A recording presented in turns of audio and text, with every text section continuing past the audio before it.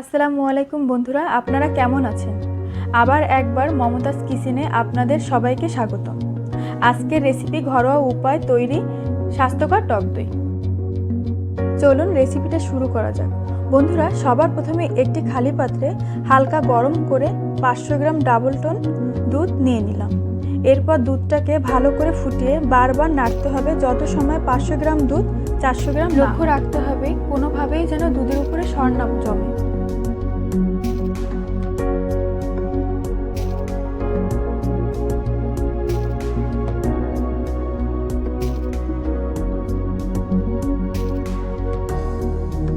এখানে দই তৈরির উপকরণ হিসেবে আমরা মিষ্টির দোকানের ভালো মানের টক দই ব্যবহার করব। পানি ঝরিয়ে 1 চামচ দই নিয়ে নিলাম। এরপর একটা পাত্রে রেখে ভালোভাবে ফেটে নেব।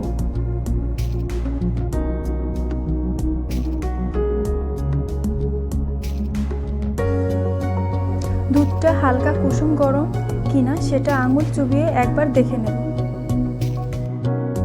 এরপর ফেটে নেওয়া দইটির সাথে সামান্য একটু দুধ মিশিয়ে আবার একবার ভালো করে ফেটে নেব।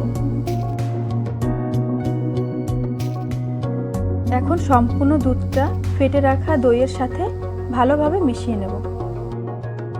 সব শেষে দুটি কাচের পাত্রে দই মিশানো দুধটা পরিমাণ মতো ঢেলে নেব।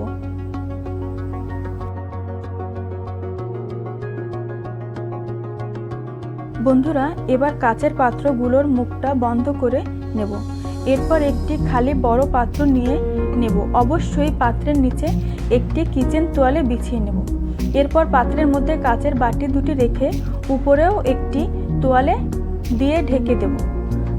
তারপর রান্নাঘরে একটি গরম স্থানে 10 ঘন্টার জন্য রেখে দেব।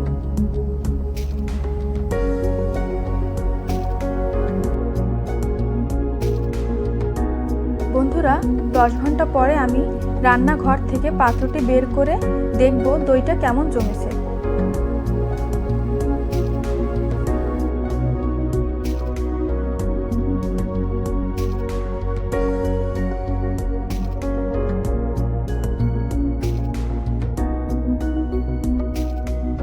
আশা করি আপনারা সবাই দেখছেন আমার দইটা কত ভালোভাবে জমে গেছে।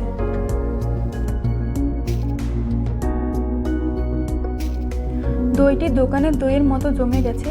এখন আমি আপনাদের কেটে দেখাবো চামচ দিয়ে। আপনারা ঘরোয়া উপায়ে টক দইটি বানিয়ে নিতে পারবেন।